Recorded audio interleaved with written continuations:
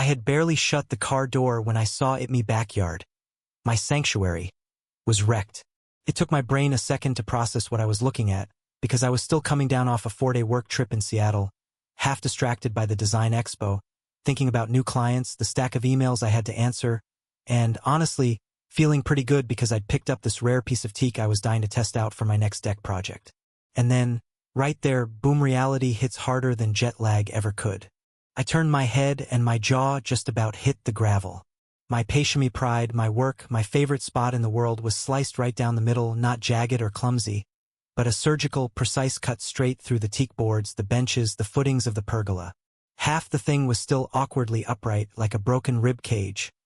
The other half was collapsed into the grass, sprawled out like some kind of crime scene. And just to twist the knife, someone had scrawled, in big, screaming red letters across the wood, "This patio crossed my line. I have the right. Karen Willow." Yeah. She signed it like a trophy. I just stood there, blinking, rubbing my eyes like a cartoon character. I even walked closer, hoping I was just tired, that maybe my brain was making it up. But no, it was real. The boards were cut clean through, bolts snapped or carefully removed. Half the pergola left in a heap like trash on the lawn. Karen Willow, neighbor, HOA president, community busybody, self-appointed queen of suburban order. I'd had my share of run-ins with her before. Snotty little notes about my workshop lights, condescending remarks about my rustic style. But this was flat-out war. I snapped out of my shock and grabbed my phone. I took pictures from every angle, wide shots, close-ups, the saw marks, the bolt holes, the red graffiti. In my head, I took inventory. Teak boards, salvaged from a decommissioned yacht. Custom benches. A pergola I designed and built myself, sealed with marine varnish. This wasn't just lumber, this was my work, my art, my refuge. And she'd butchered it. Without a second thought, I dialed the police. Told them I had a case of criminal property damage and trespassing. While I was on hold, I saw fresh sawdust in the grass, the kind that means the job was recent. My guess? This had happened in the last day, maybe 2, but no longer. By the time Officer Green pulled up, I'd already emailed myself every photo and started a folder. He took one look at the damage and just muttered, "Jesus." I told him I'd just come home from a trip. He squatted beside the cuts, whistling under his breath. "Someone knew what they were doing," he said, then raised an eyebrow at the red letters. "Did she really sign it?" I pointed. Karen Willow in all caps. He took his own photos, wrote up a report, cop talk for, "Don't expect a SWAT team anytime soon," then asked, "You have cameras?" "Old system," I said. "Maybe something on a backup drive." "Check it. Any footage helps." He left, and I just stood there on my busted deck, staring across the fence at Karen's dark house, lights off, curtains drawn. I rang her doorbell. Nothing. Knock, still nothing. Then her voice floated down from an upstairs window. "If you want to talk, do it through your lawyer, Ryan." My jaw locked. "Did you cut up my deck?" I yelled. "I warned the HOA. You encroached. You refused to fix it. I acted. You acted illegally." I shot back. "Take it up with the community," she called, then slammed the window. I walked back to my destroyed patio, moonlight spilling over the ruins, a sprinkler kicking on in the distance like nothing had happened. I ran my hand along a sawed edge and whispered, "You picked the wrong property, Karen, because when I built this place, it wasn't just boards and bolts, it was a statement. Every inch hand-selected, sanded, joined, and sealed by me. I built it. It was mine. By morning, I'd compiled a 30-page PDF of photos, including a poetic shot of the red paint bleeding into a knot in the wood like an open wound. Sent it straight to my lawyer, Jenna. She didn't even say hello when she called. She actually signed it? Big as life, I said. Jenna whistled. That's deluxe confession material. By noon, I had a surveyor, Jonathan Lee, out there with his fancy laser gear. He sipped gas station coffee and asked for the plat map. We found the boundary pins under the Japanese maple. 30 minutes later, verdict was in. Everything's on your land, Ryan. 7 inches inside the line. I laugh, eat a bitter little sound. Want a drone scan overlay? Absolutely. While he set up, I dug out my HOA exemption certificate from the city. The land had been detached from the HOA years ago. Not only was I not in violation, I wasn't even in the HOA. Had all the emails, the notarized city records, the whole package. That afternoon, my inbox blew up. Karen had sent a mass email to the neighborhood, claiming the HOA had removed an unsafe, non-compliant structure. She even attached a grainy photo of the wreckage, thanking folks for their patience. I forwarded it to Jenna. Do I scream now or later? Jenna replied, save it for the courtroom.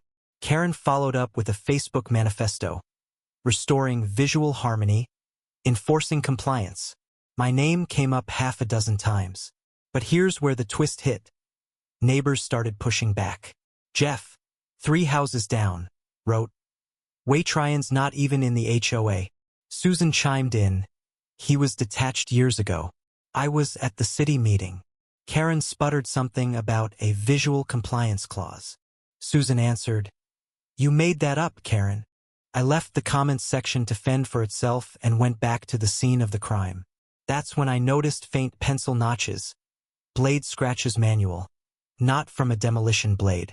Someone had used a Japanese pull saw.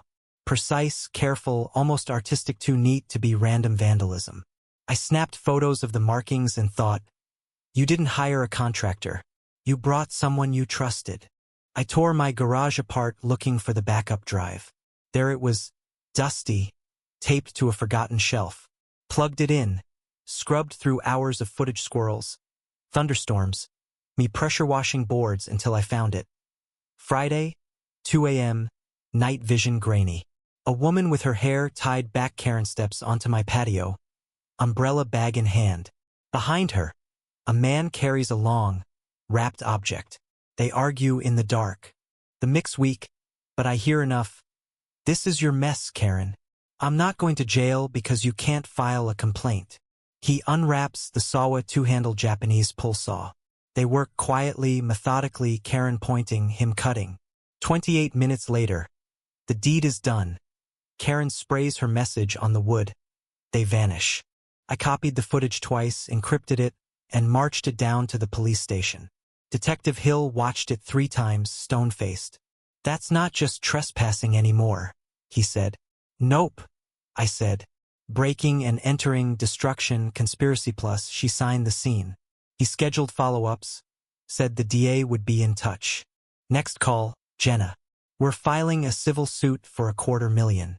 Damages, distress, replacement costs, legal fees. Yuri about to own the concept of patios. Ryan. I managed to smile. That night, I sat on my ruined deck, hand on the splintered beam, thinking, they thought they were smart, but every cut leaves a mark. Every coward leaves a trace. A few days later, another knock at my door. This time, it's Michael Feldman from County Code Compliance. We got an anonymous complaint about hazardous materials on your property, he says, clipboard in hand. I didn't even have to guess who'd filed it. I let him inspect everything labeled bins, locked cabinets, compost, last year's inspection report. He's wrapping up when he finds a Ziploc bag taped under a bench. That's a bit odd, he says. Commercial herbicide, illegal if unregistered. My stomach drops. That's not mine, I say. I believe you, he replies. But this doesn't look like how people store chemicals. Looks like how people plant evidence. You have enemies, Mr. Blake. I spent the next hour reviewing every second of camera footage. Nothing. Whoever planted that bag knew my blind spots. But 48 hours later, Detective Hill calls. We lifted prints.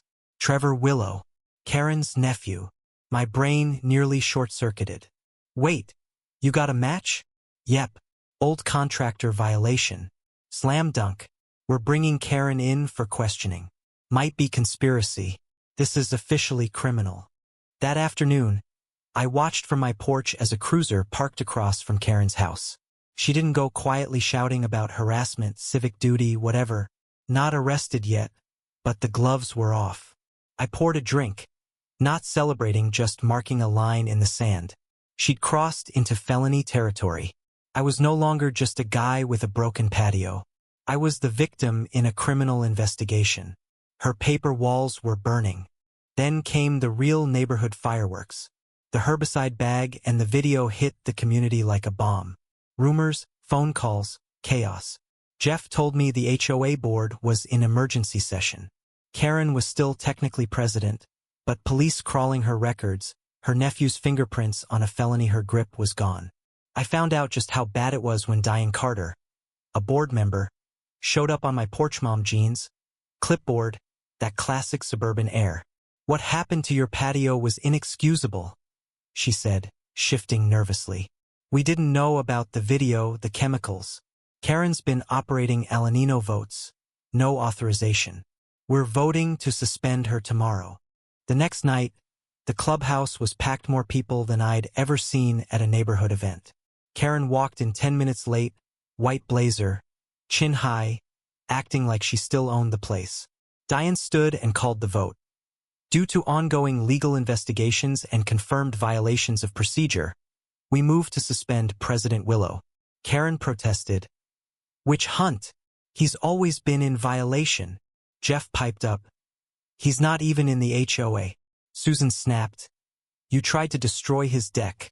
That affects our values. The vote was 11-2.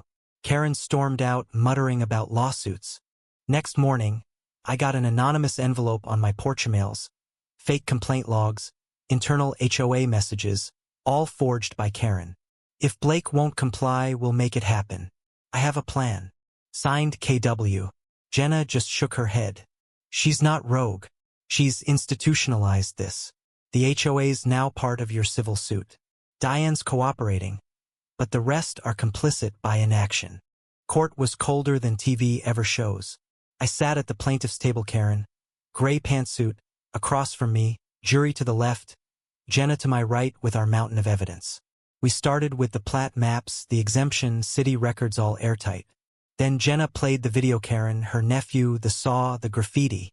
The jury was riveted. Next, the herbicide bag detective Hill explained the prints, the attempted framing. The clincher, the internal emails. Karen tried to play martyr on the stand. I was protecting the neighborhood. Jenna just asked, from what? He's not even a member. Karen crumbled. Jury deliberated 3 hours verdict. Karen liable for destruction, mischief, trespassing, fraud, evidence tampering. HOA found negligent and complicit. Karen got 9 months in county, another 14 probation, $195,000 in damages. HOA fined, forced to overhaul their governance, pay part of my legal fees, issue a public apology. Karen didn't look at me as they led her out. The new patio went up in 6 days, thicker beams, steel plates, this time a plaque on the pergola beam. This is where your boundary ends, Karen. Forever. Neighbors came by with coffee, apologies, just quiet solidarity. Karen's house went up for sale. Trevor disappeared. The HOA reformed new president. Less drama, more transparency. Someone suggested a block party this time. Nobody made it mandatory. Now I sit out here most evenings, sometimes with a beer, sometimes just listening to the wind move through the new beams. Sun hitting the wood at dusk, and I think justice showed up, but I haven't forgotten a thing. You tell me, is it justice or just another kind of boundary? Would you have fought back, or just let it go? Drop your thoughts below because honestly, I think this is the kind of story every neighborhood needs to hear.